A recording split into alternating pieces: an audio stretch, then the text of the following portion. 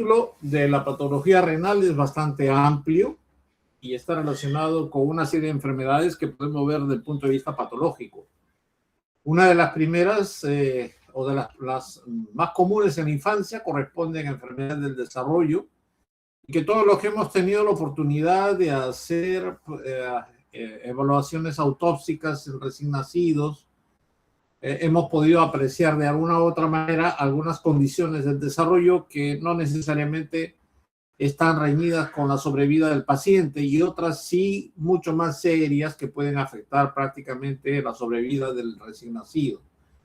Estas enfermedades de desarrollo son relativamente comunes, especialmente las que no afectan la sobrevida del paciente.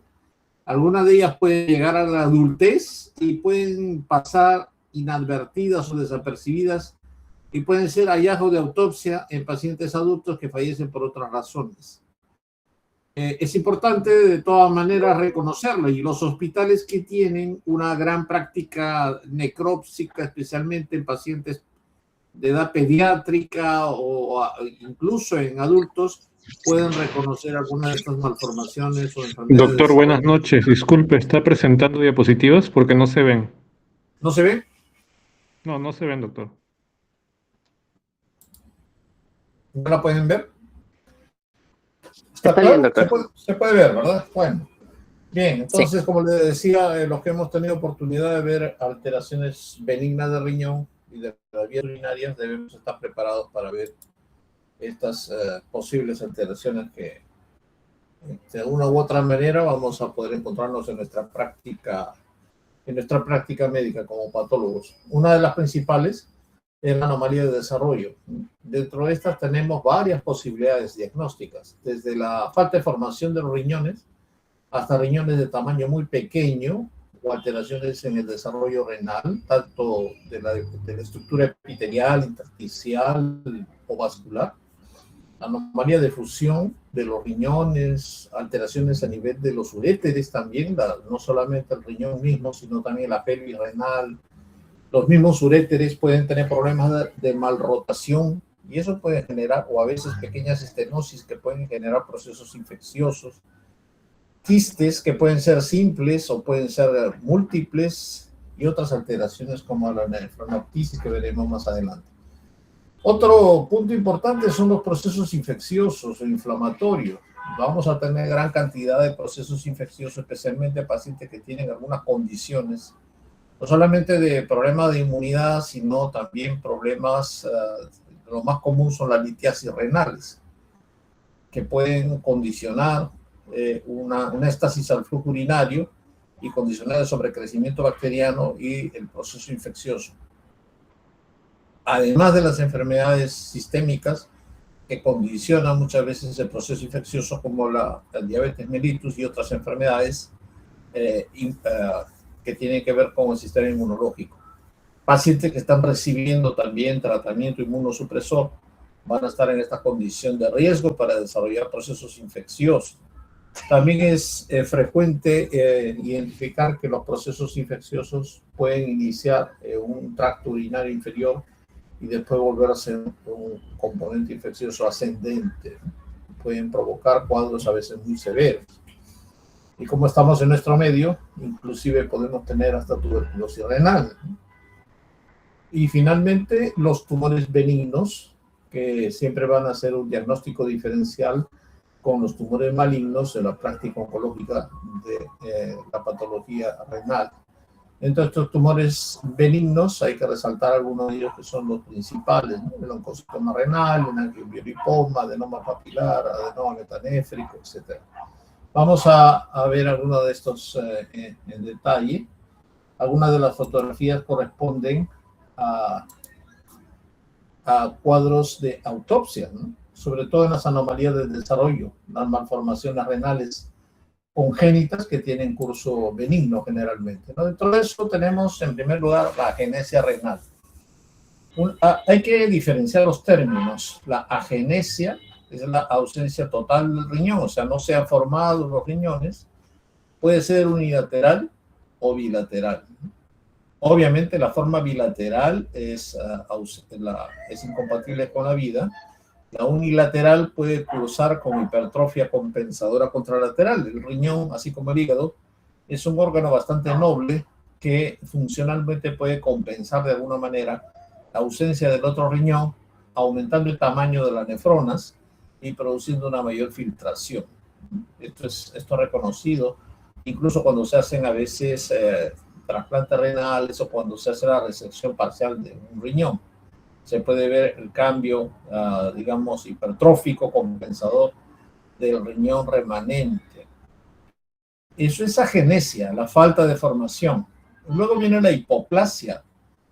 En la hipoplasia significa que existe la yema formadora de riñón, sin embargo no se llegó a desarrollar completamente.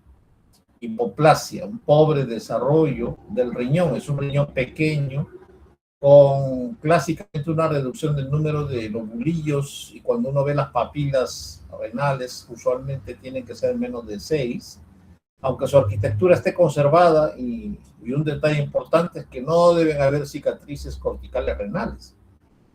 La hipoplasia renal entonces es un pobre desarrollo, un desarrollo insuficiente, y hay que diferenciarlo de la agenesia y de la atrofia. Para llegar a ser atrófico un riñón, que también puede ser un riñón pequeño, y hay que diferenciarlo, pues debe haber desarrollado completamente, y por otros factores condicionantes el riñón disminuye de tamaño y llega finalmente a dejar de funcionar o a ser un riñón pequeño, irregular, con cicatrices, hipofuncionante. Entonces eso se llama atrofia. La diferencia entonces entre agenesia, hipoplasia y atrofia. Y hablamos de hipoplasia oligomeganefrónica cuando hay una reducción marcada del número de nefronas, pero con la hiperplasia compensadora o la hipertrofia compensadora de las nefronas remanentes. Esto evidentemente va a condicionar siempre a un posible riesgo de glomerulosclerosis secundaria y puede llevar al paciente a una insuficiencia renal progresiva. Este mismo fenómeno de la hipoplasia oligomeganefrónica la vemos en pacientes muy obesos, con riñones pequeños, que no compensan o no llegan a ser suficientemente funcionales y que hipertrofian el tamaño glomerular, pero predispone a la glomerulosclerosis secundaria. Entonces, estos fenómenos son anomalías del desarrollo que pueden observarse.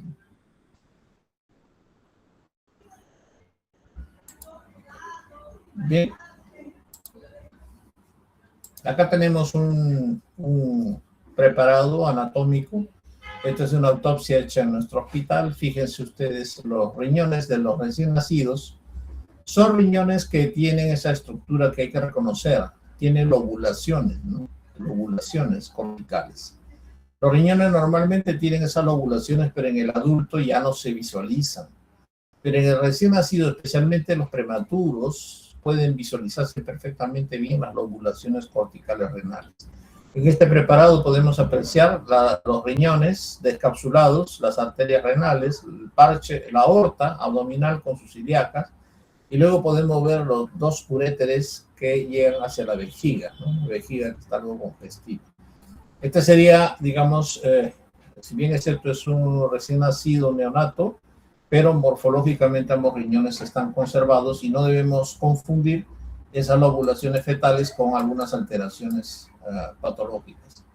A diferencia de este otro preparado, fíjense ustedes, otra autopsia, otro hallazgo, donde nosotros encontramos que los riñones están sumamente pequeños, fíjense. Vemos la aorta, luego vemos las arterias renales que están casi pegadas a los riñones se ven oscuros y pequeños, y luego los uréteres de tamaño casi normal llega a una vejiga. Entonces fíjense el tamaño, acá hay un desarrollo pobre de ambos riñones. Esto es una hipoplasia renal bilateral.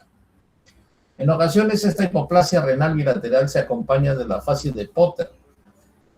Ustedes recuerdan que el volumen amniótico es importante para el desarrollo y mantenimiento también del pulmón, así como del mismo las vías urinarias, y cuando hay una pobre cantidad de orina, por una hipoplasia renal importante, entonces el feto se comprime contra las estructuras y tiene esa fase característica, fase de Potter.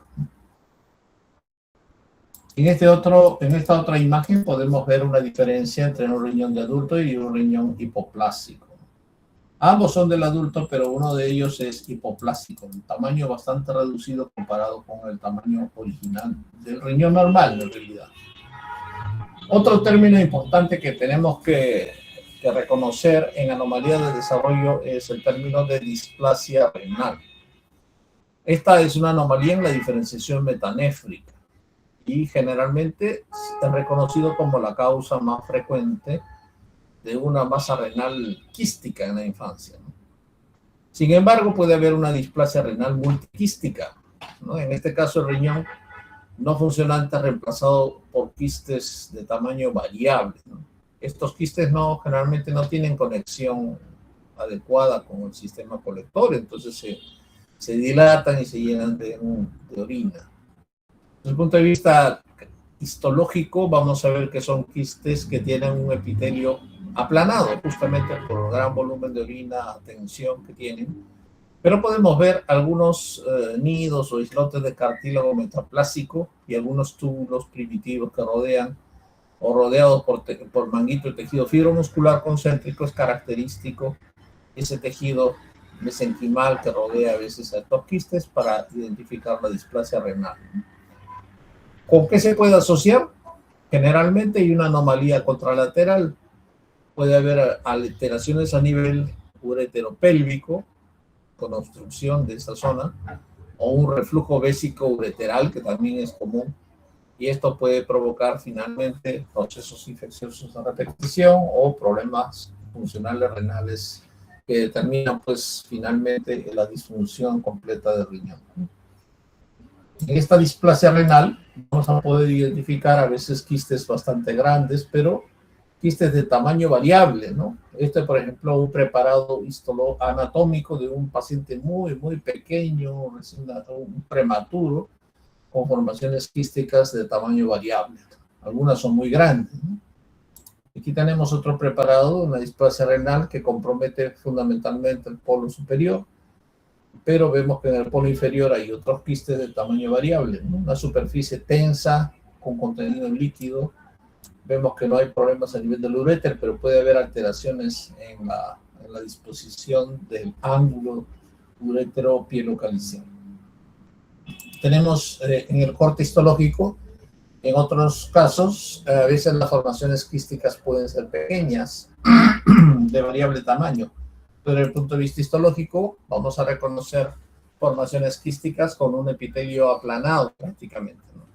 Donde vamos a ver que la mayor parte de estas lesiones, de estas formaciones quísticas, no tienen un contenido visible y que tienen en áreas algún contenido, un componente estromal un poco más prominente. Otras alteraciones que debemos reconocer como patología benigna son las anomalías de fusión y posición. Esto es bastante más común, ¿no? Y ustedes habrán escuchado, y los que han tenido oportunidad de hacer autopsias habrán visto alguna vez el riñón en herradura, ¿no? Generalmente el riñón en herradura ocurre por la fusión de los polos, generalmente inferiores, ¿no?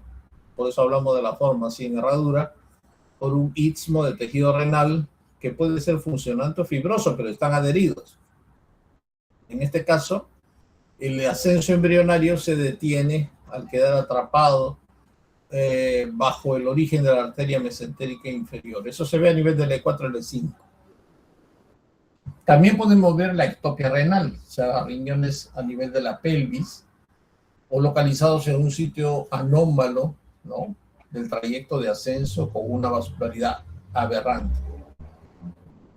¿Cuáles son los riesgos asociados con estas alteraciones, anomalías de fusión y posición? Que puede haber una mayor incidencia de litiasis renal o infecciones urinarias recurrentes debido a que hay una obstrucción de la unión uretero-pélvica o hay una éstasis en el flujo urinario.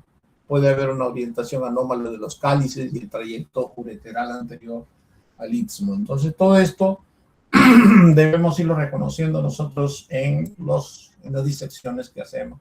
Este es un preparado anatómico de una autopsia bastante antigua, pero donde ustedes pueden ver los riñones de un paciente bastante prematuro, pero fíjense, todavía en uno de los riñones se pueden ver las lobulaciones de la corteza y en el otro vemos que está rotado el riñón porque vemos la cara interior o el ilio renal hacia nosotros. Hay una malrotación renal, esa es una alteración en la rotación. En este otro preparado podemos ver, además de alteraciones en la rotación, vamos a ver una hipoplasia renal bilateral. Riñones de tamaño muy pequeño, fíjense, pero vemos nosotros la emergencia de los uréteres y la pelvis renal que dan hacia nosotros, o sea que están mal rotados estos riñones, ¿no? No deberíamos verlo así. Otras alteraciones que a veces van ya, digamos, de alguna forma incompatibles con la vida son algunas alteraciones mucho más serias. En este caso, por ejemplo, en este estilete estamos separando los dos uréteres, pero vemos que hay una única masa renal. Y en esta otra imagen se puede ver un riñón que se está fusionado en la parte inferior, que es un riñón en herradura, pero está acá en el preparado in situ, ¿no?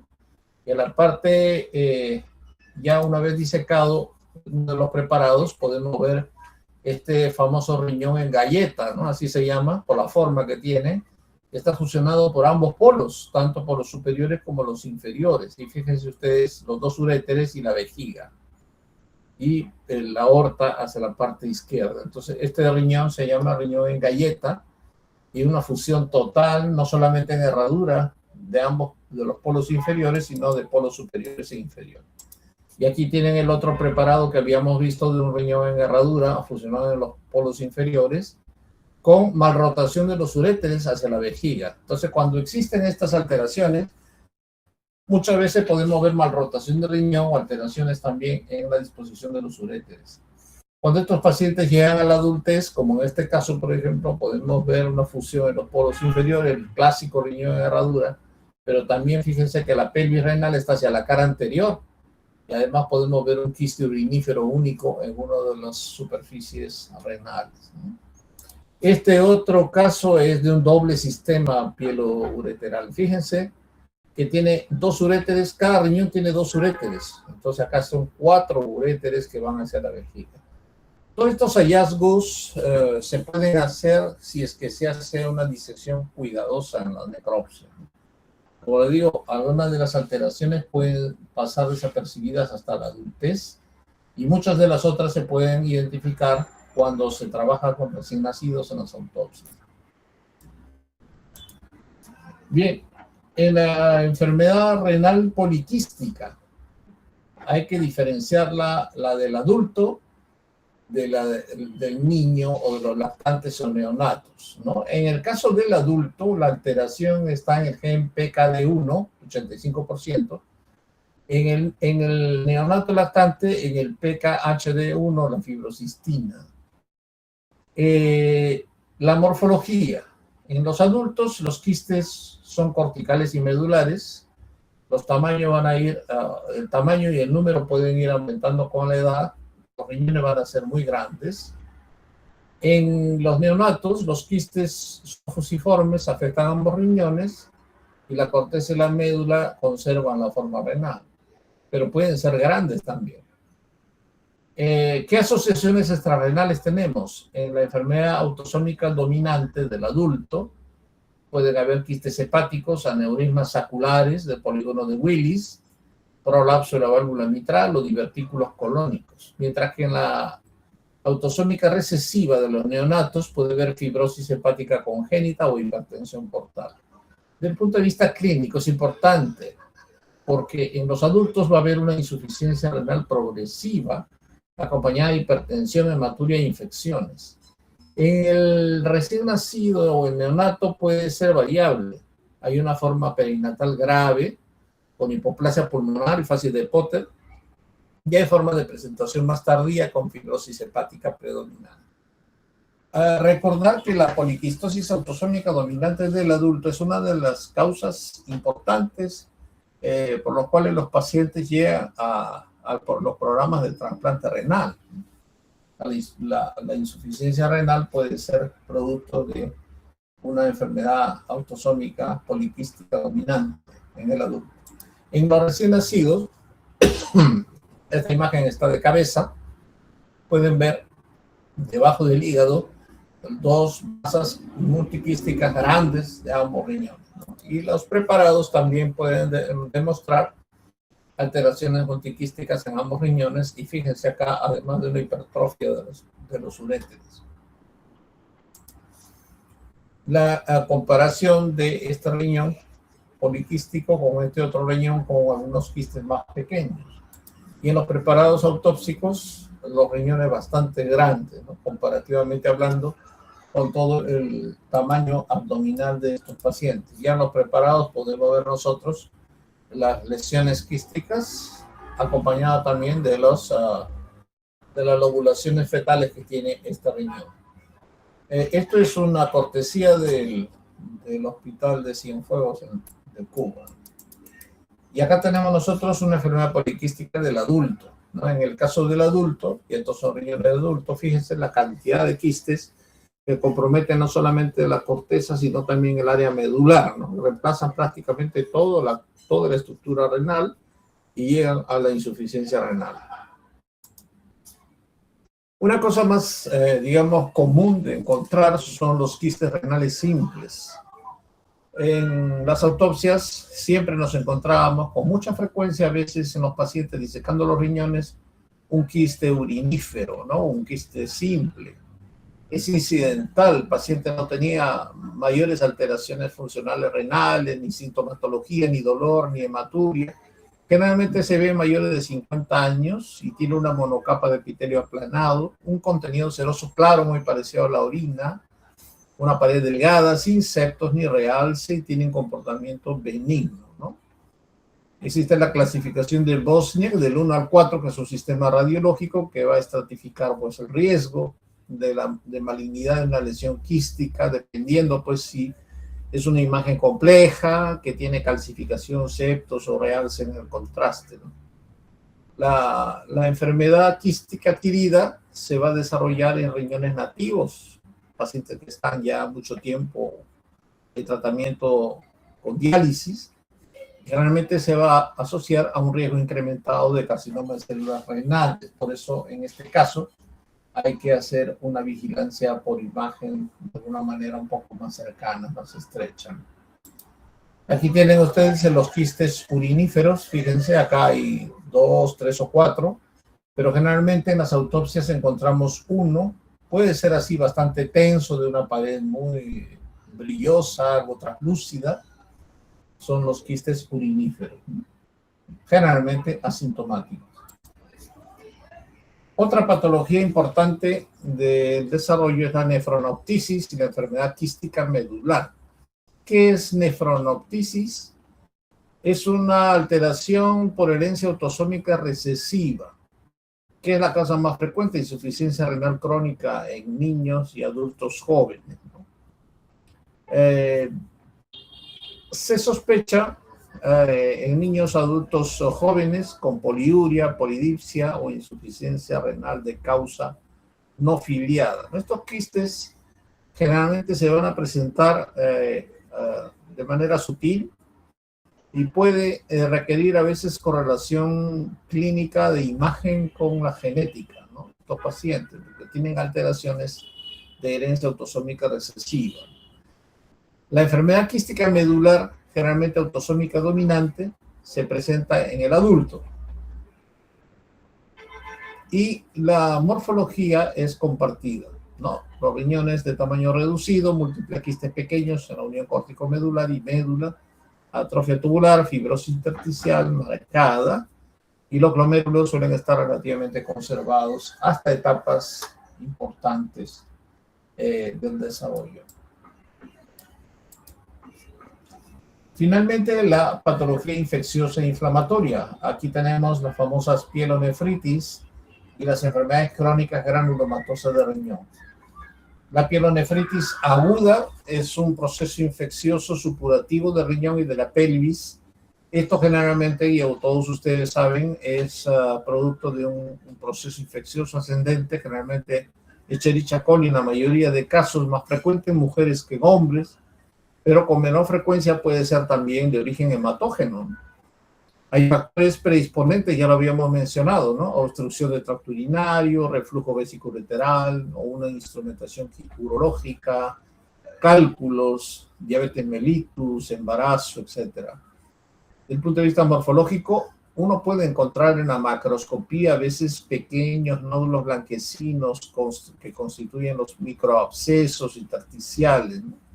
Pero básicamente es el hallazgo microscópico del infiltrado neutrofílico alrededor de los túbulos, o a veces cilindros purulentos o glomérulos que están rodeados de un componente inflamatorio agudo, ¿no? El mismo glomérulo en sí, bastante difícil que llegue a tener gran cantidad de polimorfonucleares, pero alrededor sí. Y puede haber necrosis papilar, especialmente en el caso de los pacientes diabéticos, ¿no? Con procesos infecciosos como pielonefritis o absceso perinefrítico. Es importante recordar que la papilitis necrotizante es un cuadro común en paciente en complicación infecciosa aguda de pacientes diabéticos. Este es un preparado con una pielonefritis aguda, un riñón blando, algo amarillento, con pequeñas nodulaciones amarillentas, típico de un proceso infeccioso. Y en ocasiones, en pacientes con cuadros sistémicos, podemos ver estas múltiples lesiones infecciosas, sobre todo en problemas de tipo hematológico que pueden llegar a ser microabscesos renales, o a veces un único absceso como este contenido purulento, blanquecino, amarillento, infeccioso. El proceso infeccioso lo vemos alrededor de los glomérulos y entre los túbulos, básicamente, ¿no? Como conglomerados de polimorfonucleares neutrófilos asociados a congestión. La imagen de acercamiento vemos que la mayor parte de elementos inflamatorios son polimorfonucleares neutrófilos. Esto generalmente es de origen bacteriano. Hablamos de una pielonefritis o una nefritis intersticial aguda. Pero conforme pasa el tiempo podemos identificar un proceso crónico, especialmente en nefropatías por reflujo, ¿no? Tenemos la obstructiva por litiasis o obstrucciones congénitas, pueden ser válvulas uretrales congénitas, o asociadas a un reflujo vesicoureteral, que es lo más frecuente, ya lo hemos visto en la infancia, esa malrotación de los riñones, esa alteración en los uréteres, donde la morfología macroscópica nos puede mostrar, por procesos crónicos repetidos, algunas cicatrices corticomedulares ya irregulares, asimétricas, con dilatación y deformidad del cáliz subyacente, lo cual va a distinguir obviamente del proceso de hipoplasia congénita, donde no hay cicatrices, ¿no? Desde el punto de vista microscópico vamos a ver cambios de cronicidad. ¿Cuáles son los cambios de cronicidad? Fibrosis, atrofia tubular y algunos cilindros eosinófilos llaninos, especialmente la presencia de un infiltrado inflamatorio linfoplasmocitario crónico. Y finalmente podemos llegar a la etapa en que vamos a identificar un riñón tiroidizado, ¿no? Vemos acá el componente inflamatorio crónico asociado a glomérulos, algunos esclerosados y a una atrofia tubular con incremento en la matriz de tejido conectivo y una arteriolosclerosis. Generalmente inflamatorio fundamentalmente de tipo linfoplasmocitario, ¿no? Elementos mononucleares, plasmocitos, escasos eosinófilos. Otra entidad infecciosa importante es la pielonefritis santogranulomatosa. Esta es una forma rara y destructiva de pielonefritis crónica que típicamente se asocia con obstrucción crónica, y esto está relacionado con los cálculos. Los que hemos disecado riñones hemos visto y a veces nos hemos encontrado con los famosos cálculos coraliformes, ¿no? que ocupan a veces y hacen un molde completo de toda la pelvis renal y que van a generar, por supuesto, procesos infecciosos persistentes, especialmente por proteus. Vamos a identificar en la pielonefritis santogranulomatosa una masa blanda, friable, amarillenta, que va a reemplazar prácticamente el parénquima renal y que puede extenderse a las estructuras perirenales, o sea, la grasa perirenal, y esto puede, desde el punto de vista radiológico, simular un carcinoma renal, ¿no? Es un diagnóstico diferencial obligado, ¿no? La pielonefritis santogranulomatosa.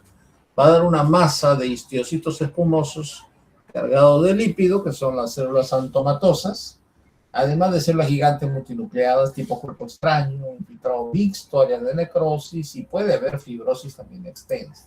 Va a formar una masa que a veces tiene bordes definidos, ¿no? Fíjense ustedes esa masa amarillenta, blanda, de bordes definidos, de un crecimiento expansivo, ocupa la pelvis, desplaza la pelvis y ocupa el área córtico-medular. Imagínense en esta imagen, una tomografía pues puede pasar por un tumor renal, ¿no? Sin embargo, la histología va a ser histología de macrófagos, células espumosas y algunos elementos inflamatorios y, por supuesto, bacterias, ¿no? Y esa es la masa constituida por elementos inflamatorios que se denomina, aquí lo tenemos, pielonefritis santogranulomatosa. Otra patología importante es la malacoplaquia. Hemos visto muchos de nosotros malacoplaquia como condición, digamos, resultante de procesos también bacterianos, infecciosos crónicos, ¿no? En este caso, es una enfermedad ligada a un defecto en la degradación de los fagolisosomas frente a bacterias, ¿no? Pero tiene que haber infección bacteriana, en este caso E. coli, que va a favorecer la inmunosupresión e infección urinaria crónica. Esto mismo puede ocurrir a nivel del colon, por ejemplo. Y vamos a identificar placas o nódulos blandos, amarillentos, en la mucosa pélvica o el parénquima renal. Esto también puede dar una imagen pseudotumoral, recuerden. Pero los hallazgos característicos histológicos van a ser los macrófagos con citoplasma eosinófilo, las denominadas células de von Hasselmann. Estas células, estos macrófagos gigantes, contienen los famosos cuerpos de Michaelis-Gutmann, ¿no? ¿Qué son los cuerpos de Michaelis-Gutmann? Son concreciones laminadas basófilas, ¿no? Pas positivas de contenido cálcico. Y resulta, pues, de la mineralización de los fagolisosomas con restos bacterianos no degradados, ¿no? El que ha visto malacoplaquia generalmente la ha visto en la vejiga urinaria de las cistitis crónicas, ¿no? Más que en el riñón. Hemos visto malacoplaquia en vejiga, en procesos infecciosos crónicos. Pero también lo hemos visto de manera ya pseudotumoral. Hemos visto malacoplaquia en colon, hemos visto malacoplaquia en aparato geniturinario, en útero. Y en este caso se puede ver a nivel del riñón también, ¿no? Dando a veces una imagen pseudotumoral. Fíjense esta imagen de un riñón amarillento con áreas también de tipo purulento y quístico, ¿no? Que se reemplaza prácticamente toda la estructura córtico-medular normal y esto puede dar una imagen pseudotumoral. Sin embargo, en la microscopía vamos a ver fagolisosomas con estas imágenes que son los cuerpos de Michaelis-Gutmann, estas pequeñas concreciones cálcicas laminadas concéntricas, ¿no? Que parecen un bulbo, ¿no? Son los cuerpos de Michaelis-Gutmann. Y una última patología infecciosa importante a nivel renal es la tuberculosis renal. Estamos en un país donde hay una alta incidencia de tuberculosis. La vía de infección generalmente es diseminación hematógena, pero siempre a expensas de un foco primario pulmonar, ¿no? El riñón es uno de los sitios extrapulmonares más frecuentemente afectados, después del pulmón obviamente, pero con origen pulmonar, ¿no? El patrón de progresión generalmente afecta primero la corteza por siembra hematógena y luego la enfermedad establecida progresa ya a la médula y a las papilas con destrucción cavitaria y progresiva. Acuérdense que la tuberculosis provoca necrosis gaseosa. La necrosis gaseosa se forma por destrucción combinada de una necrosis coagulativa más licuefactiva del tejido. Y esto se va acumulando en la zona de las papilas y la médula renal y va volviendo al riñón en una estructura muy grande con un contenido necrótico blanquecino como el queso, es el famoso calcium. Va a dar riñones inicialmente grandes, pero este material puede posteriormente evacuarse por la orina o puede quedarse ahí y va a producir una destrucción marcada del riñón, ¿no? Desde el punto de vista morfológico, ya sabemos nosotros que hay granulomas con células gigantes, puede haber necrosis gaseosa. Lo más importante es que puede producirse una cavitación extensa, ¿no? Eso es la autonefrectomía, lo que decimos nosotros el riñón mástic. con destrucción funcional completa, ¿no? Y estos casos lo tenemos en el Instituto de Patología de San Marcos, unas piezas operatorias que los teníamos para demostración a los alumnos, de riñones muy grandes con cavidades extensas llenas de un material blanquecino, necrótico por tuberculosis, ¿no? El diagnóstico se hace por demostración del bacilo o cultivo bacteriano o técnicas moleculares de PCR.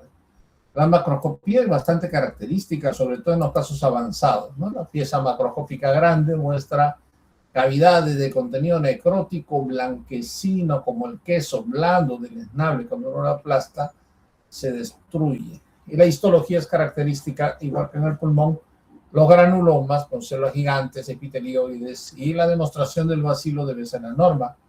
Aunque nosotros sabemos que la tinción de Ziehl-Neelsen no tiene una alta sensibilidad, podemos recurrir a otras técnicas como las técnicas moleculares. Ya para terminar esta parte, hablamos de la pielonefritis enfisematosa y absceso renal. ¿En qué consiste una pielonefritis enfisematosa? Es una infección necrotizante grave en la que se produce gas dentro del parénquima renal, o también puede ser en el sistema colector. Este gas es causado por los microorganismos fermentadores, como las Klebsielas o la Escherichia coli, y puede verse en las imágenes radiológicas, ¿no? Casi exclusivamente ocurre en pacientes diabéticos mal controlados. Desde el punto de vista clínico es obviamente un cuadro séptico muy grave, de progresión rápida, de mucho riesgo de mortalidad, si es que no se maneja de manera adecuada, de forma urgente, el tratamiento quirúrgico, un drenaje o una infectomía. El absceso renal generalmente es una colección purulenta que es una complicación de una pielonefritis aguda o ascendente, que típicamente está relacionada con Staphylococcus aureus de un foco cutáneo. Pero el cuadro muy serio, muy severo de una pielonefritis enfisematosa puede hacerse mediante radiología y un curso progresivo muy tórpido del paciente, ¿no? En la imagen podemos ver ese riñón prácticamente comprometido severamente por un proceso infeccioso. Es un riñón blando, casi una masa blanda, con áreas de aspecto semiquístico, semilíquido, con algunas formaciones aéreas en el tejido adiposo que le dan ese aspecto, y en la radiología es característico. A nivel de la grasa perirenal, en la microscopía podemos ver un proceso infeccioso agudo con necrosis grasa. Para concluir esta parte, hablamos de algunos tumores benignos del riñón, sobre todo los más comunes que entran a veces en un diagnóstico diferencial con las neoplasias malignas. Uno de ellos los más frecuentes, es el oncocitoma renal. Hemos tenido estos casos, son muy bonitos, su morfología, sus características. Es un tumor benigno que deriva de las células intercaladas del tubo colector. Fíjense que representa entre 3 y 7% de los tumores renales del adulto. Y aquí diferenciarlo del carcinoma renal cromófobo de variante eosinófila, o sea que el cromófobo va a tener una variante eosinófila que puede confundirse de alguna manera con el oncocitoma renal si no estamos bien avisados, ¿no? Desde el punto de vista macroscópico, sin embargo, el oncocitoma renal es bien circunscrito. Aunque no tiene una cápsula verdadera, es de un color caoba homogéneo y puede presentar, y esto es un hallazgo relativamente frecuente, una cicatriz estrellada en el centro, ¿no? Microscópicamente, su nombre lo indica, son células oncocíticas. Citoplasma es eosinófilo, abundante, rico en mitocondrias. Los casos que hemos hecho, incluso algunos le hicimos microscopía electrónica, encontramos gran cantidad de mitocondrias. Dispuesto el tumor o las células dispuestas en nidos y trabéculas en un estroma laxo y alinizado. Los núcleos son redondos, uniformes, no hay atipia, no hay figuras mitóticas relevantes, ¿no? Acá podemos ver una imagen de ese color rojo caoba del tumor renal, bien delimitado, aunque no tiene cápsula, pero es bien delimitado.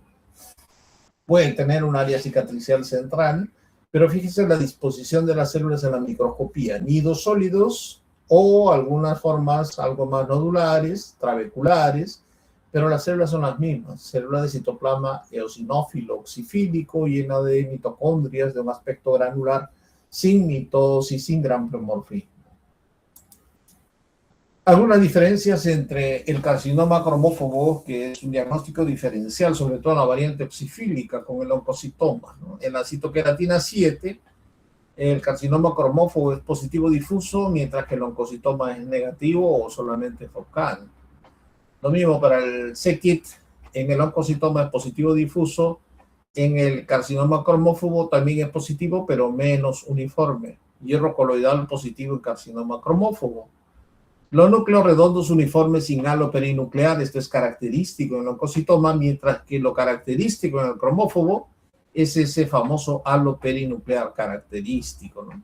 Y además los núcleos pueden ser irregulares o en pasas, se dicen así.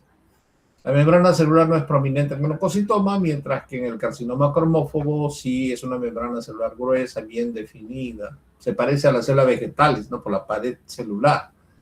El comportamiento del oncocitoma es benigno, mientras que el carcinoma cromófobo es maligno o de bajo potencial. Entonces, es el diagnóstico diferencial más importante que hacer. Luego tenemos el angiomiolipoma, otro tumor benigno, mesenquimal, que todos ustedes saben que está compuesto por una combinación de vasos sanguíneos de pared gruesa, displásica, músculo liso y tejido adiposo maduro. Hay algunas formas clínicas que son esporádicas, el 80% de mujeres de edad mediana, con una lesión única y unilateral asociada a esclerosis tuberosa en 20% de pacientes más jóvenes, con lesiones múltiples y bilaterales y mayor riesgo de sangrado. Del punto de vista inmunistoquímico, podemos utilizar algunos marcadores como el HMB45, melan-A, actina de músculo liso, ¿no? Sabe que pertenece a la familia de los pecomas o tumores epitelioides perivasculares, ¿no? El componente, como ven ustedes en la microscopía, vasos, tejido mesenquimal, tejido adiposo. Las lesiones pueden ser amarillentas, blandas, como lo que vemos en la macroscopía, forma algo más irregular o redondeada. Otra lesión benigna, el adenoma papilar renal, ¿no? Por definición, neoplasia benigna de arquitectura papilar, justamente pues, su nombre lo indica. Puede ser tubo papilar. Generalmente tiene un tamaño menor a 1.5 centímetros y el grado nuclear es bajo. Es un hallazgo muy común, se puede identificar hasta el 40% de las autopsias de adultos mayores, ¿no? Con frecuencia creciente también en nefrectomías por otras razones. Entonces, esto también es hallazgo de autopsia. Entonces, no hay que asustarse mucho en lesiones bastante pequeñas, menor a 1.5, con una morfología papilar o tubo papilar, ¿no? Es bastante frecuente. Pero hay una relación biológica con el carcinoma papilar. Comparte alteraciones citogenéticas, trisomía de los cromosomas 7 y 17, con el carcinoma papilar de células renales, porque en este caso se considera puede formar parte de un espectro biológico continuo, ¿no? Entonces el criterio del tamaño es la línea que separa el adenoma del carcinoma, más que la morfología, ¿no? Tiene que ser menor de 1.5 centímetros. Son lesiones pequeñitas, nodulares, pueden ser únicas o múltiples, y fíjense en la microscopía, esa disposición netamente papilar, los núcleos son algo hipercromáticos, pero bastante redondos, homogéneos, sin mitosis y sin pleomorfismo. El adenoma metanéfrico, a diferencia del adenoma papilar renal, es también, bueno, un tumor epitelial benigno, ¿no? Sin embargo, se parece o recuerda a las estructuras embrionarias, ¿no? Sobre todo al metanéfros, y generalmente se presenta en mujeres de edad mediana. Puede asociarse ocasionalmente a policitemia por producción ectópica de eritropoyetina. Y la microscopía nos va a mostrar tubos pequeños y uniformes de manera muy compacta, ¿no? Este se dice que es back to back, mucho más pegados, ¿no? Células de escaso citoplasma, los núcleos son pequeños y uniformes, puede haber cuerpo de samoma, y desde el punto de vista inmunistoquímico es positivo para WT1, CD57 y solamente focal para CK7, lo cual va a diferenciar del carcinoma papilar tipo 1, que es CK7 positivo difuso. Y acá tenemos la lesión nodular, blanquecina, bien delimitada, relativamente pequeña, y fíjense las células con núcleos hipercromáticos back to back, ¿no? Muy pegado, muy compacto, a diferencia del adenoma papilar. Bien, esta ha sido entonces la primera parte de la patología renal benigna. Si tuvieran alguna pregunta para pasar a la segunda parte o hacemos un intermedio, ustedes dirán.